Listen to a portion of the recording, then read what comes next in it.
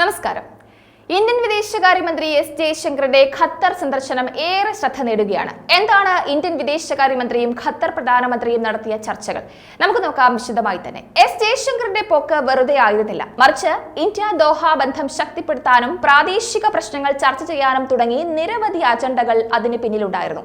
Jaishankar Qatar പ്രധാനമന്ത്രിയെ കണ്ട് നിർണായകമായ സംവാദമാണ് നടത്തിയത് എന്നാണ് വിവരം. ഇന്ത്യൻ വിദേശകാര്യമന്ത്രി എസ് ജയശങ്കർ ഖത്തർ പ്രധാനമന്ത്രി Muhammad bin Abdul Rahman bin Jassim Al താനിയുമായി ദോഹയിൽ കൂടിക്കാഴ്ച നടത്തി രാഷ്ട്രീയ, വ്യാപാര, നിക്ഷേപ, ഊർജ, സാങ്കേതിക വിദ്യ, സംസ്കാരം, ജനങ്ങളുമായുള്ള കൈമാറ്റം തുടങ്ങിയ മേഖലകളിലെ സഹകരണത്തിന് ഊന്നൽ നൽകിക്കൊണ്ടുള്ള ഇന്ത്യ ഖത്തർ ബന്ധത്തിന്റെ ദൃഢമായ സ്വഭാവം അടിവരയിടുകയായിരുന്നു. രാഷ്ട്രീയം, വ്യാപാരം, നിക്ഷേപം, ഊർജം, സാങ്കേതിക വിദ്യ, സംസ്കാരം ഇവയൊക്കെ കേന്ദ്രീകരിച്ച് ഇരുവരും തങ്ങളുടെ ഉഭയകക്ഷി ബന്ധം അവലോകനം ചെയ്തു എന്നാണ് എക്സിലെ പോസ്റ്റിൽ എസ് ജയശങ്കർ കുറിച്ചത്. പരസ്പര പരിഗണനയുള്ള പ്രാദേശികവും ആഗോളവുമായ പ്രശ്നങ്ങളിലേക്കും ചർച്ചകൾ കടന്നുപോയിരുന്നു. അന്താരാഷ്ട്ര വിഷയങ്ങളിൽ ഇരു രാജ്യങ്ങളും തമ്മിലുള്ള സംഭാഷണത്തിന്റെ ആഴം പ്രതിഫലിപ്പിക്കുന്ന ഗാസ സാഹചര്യത്തെക്കുറിച്ച് പ്രധാനമന്ത്രി അൽത്താനി പങ്കിട്ട ഉൾക്കാഴ്ചകളെ ജയശങ്കർ അഭിനന്ദിക്കുകയും ചെയ്തിരുന്നു. പ്രാദേശികവും ആഗോളവുമായ വിഷയങ്ങളിൽ വീക്ഷണങ്ങൾ ഇരുവരും പരസ്പരം കൈമാറി.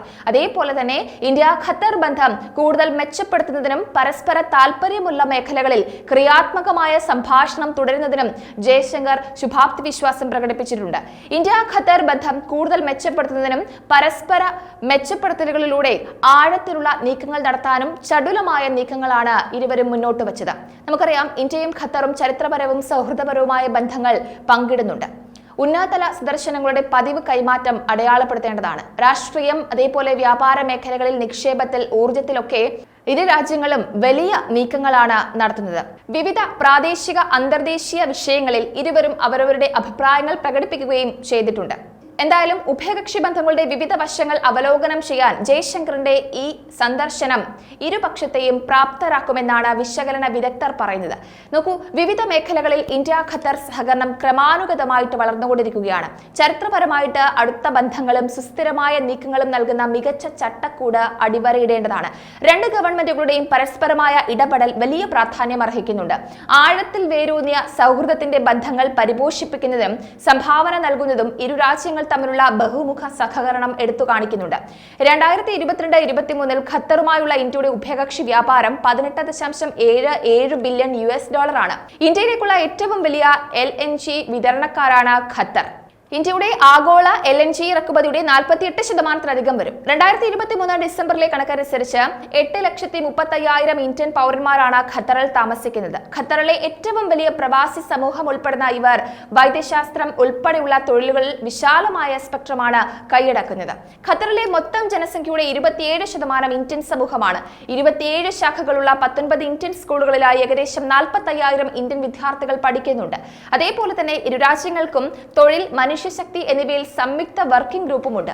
ചുരുക്കത്തിൽ ഇന്ത്യയും ഖത്തറും തമ്മിലുള്ള സൗഹൃദ ബന്ധം വലിയ മാനങ്ങൾ വഹിക്കുന്ന ഒന്നാണ്. ഇന്ത്യയും ഖത്തറും തമ്മിലുള്ള നയതന്ത്ര ബന്ധം 1973 സ്ഥാപിതമായതു മുതൽ ഇരു രാജ്യങ്ങളും സൗഹൃദ ബന്ധം കാത്തുസൂക്ഷിക്കുന്നുണ്ട്. അതേപോലെ തന്നെ ഉഭയകക്ഷി അജണ്ടയുടെ പ്രധാന സ്തംഭമാണ് പ്രതിരോധ സഹകരണം. ഖത്തർ ഉൾപ്പെടെയുള്ള നിരവധി പങ്കാളി രാജ്യങ്ങൾക്ക് ഇന്ത്യ അതിന്റെ പ്രതിരോധ സ്ഥാപനങ്ങളിൽ പരിശീലന സ്ലോട്ടുകൾ വാഗ്ദാനം ചെയ്യുന്നുണ്ട്. ഖത്തറിൽ നടക്കുന്ന ദോഹ ഇന്റർനാഷണൽ മാരിടൈം ഡിഫൻസ് എക്സിബിഷനിലും കോൺഫറൻസിലും ഇന്ത്യ പതിവായി പങ്കെടുക്കാറുമുണ്ട്. എന്തായാലും ഖത്തറിന് കാര്യമായതും ശക്തവുമായ ഒരു ബന്ധം ഇന്ത്യയോടുണ്ട്. ഈ ബന്ധം കാലക്രമേണ വികസിക്കുകയും വളരുകയും ചെയ്യുകയാണ്. ഇരു രാജ്യങ്ങളും തമ്മിലുള്ള ഉയർന്ന തലത്തിലുള്ള വിനിമയങ്ങളാൽ അടയാളപ്പെടുത്തിയത് കൂടുതൽ ശക്തവും സുസ്ഥിരവുമായ ഏടുകളാണ്. റോഡുകൾ, ഹൈവേകൾ, സാമ്പത്തിക ഇടനാഴികൾ, വിമാനത്താവളങ്ങൾ, തുറമുഖങ്ങൾ, ടൂറിസം, ഹോട്ടലുകൾ എന്നിവ ഉൾപ്പെടുന്ന അടിസ്ഥാന സൗകര്യ മേഖലയിലും ഗ്യാസ്, വളം എന്നിവയുമായി ബന്ധപ്പെട്ട പദ്ധതികൾക്ക് പുറമെ ഇന്ത്യയിൽ നിക്ഷേപം നടത്താൻ ഖത്തർ ആഗ്രഹിക്കുന്നു എന്നാണ് പറയേണ്ടത്. എന്തായാലും എസ് ജയശങ്കറുടെ ഖത്തർ സന്ദർശനം ഇരു രാജ്യങ്ങൾക്കുമിടയിലെ സുസ്ഥിരമായ ഒരു ബന്ധം വളർത്തുക തന്നെ ചെയ്യും. വ്യാപാരത്തിൽ ഇരട്ടി നേട്ടം കൊയ്യുവാൻ ഇരു രാജ്യങ്ങൾക്കും കഴിയും എന്നത് ഉറപ്പാണ്.